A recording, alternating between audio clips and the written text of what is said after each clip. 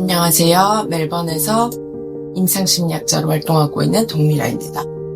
오늘은 용서에 대해서 이야기를 해보려고 해요. 누군가한테 상처를 받고 그 사람을 용서하지 못하면 사실 우리는 굉장히 괴로워지는 것 같아요. 그래서 우리는 종종 이렇게 말합니다.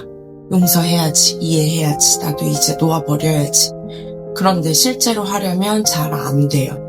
생각처럼 쉽지 않아요. 나를 보호하기 위해서, 내가 더 이상 아파하지 않기 위해서 나한테 상처 준 사람을 용서하고 싶은데 그게 쉽지 않아요. 왜 그럴까요?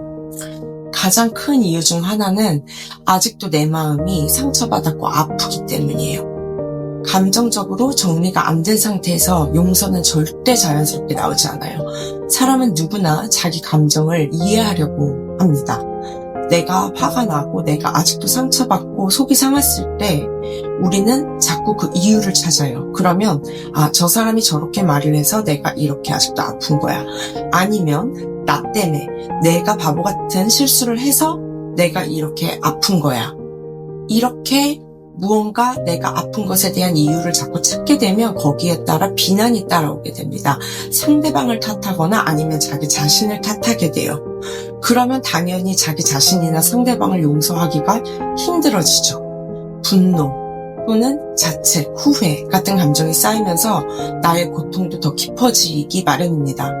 그래서 정말 중요한 포인트는 이거예요. 내가 누군가가 용서가 안 돼서 계속 마음이 힘든데 그것은 그 사람을 용서하기 힘든 그 마음이 내가 자비롭지 못해서 아니면 내가 이해심이 없어서 내가 속이 좁아서가 아니라 내 마음속의 상처가 아직 치료되지 않았기 때문이에요.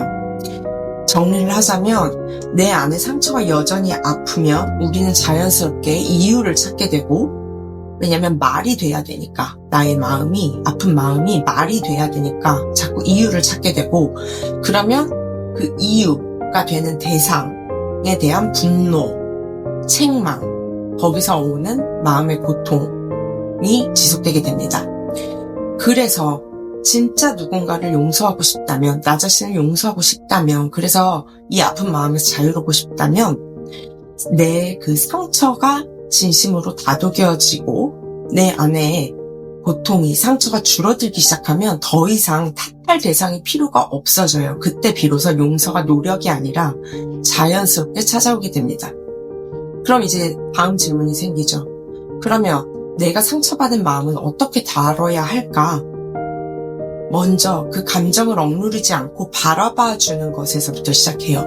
제가 다른 비디오에서도 계속해서 일관적인 메시지를 전달하는 게 우리의 불편한 마음, 생각, 상황들을 우선은 바라봐야 한다.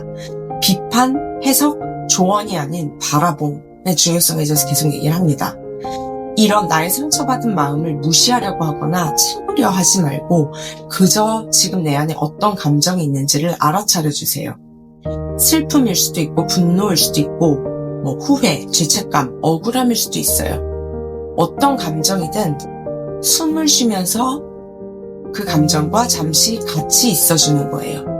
그래서 저는 이런 표현을 씁니다. 그 감정과 함께 숨을 쉰다.